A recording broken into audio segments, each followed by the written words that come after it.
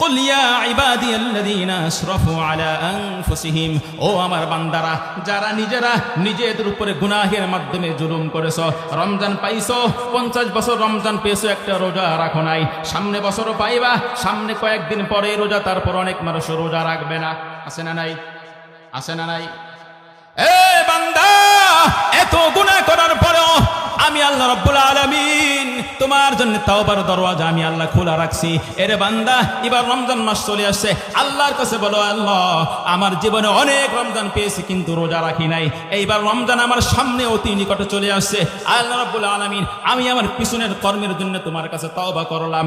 আল্লাহ রাব্বুল আলামিন, তুমি আমার জীবনের সব গুনাহগুলো মাফ করে দাও। আল্লাহ রাব্বুল আলামিন বলে, বান্দা যদি তাওবা করিস আমি তোর পিছনের জীবনের সব গুনাহগুলো মাফ করে দিব।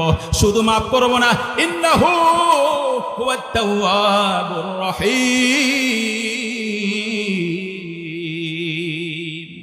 আল্লাহ রাব্বুল আলামিন বলে, যে তাওবা করে শুনে রাখ, এ বান্দারা ভালো করে শুনে রাখ, যেই ব্যক্তি তাওবা করে, আল্লাহর কাছে মাথা নত করে, আল্লাহর কাছে ক্ষমা চাই, আল্লাহ বলে আমি শুধু তোকে ক্ষমাই করি না, আমার রহমতের যত দরওয়াজা আছে আমি আমার সব দরওয়াজা তোর জন্য খুলে দিই।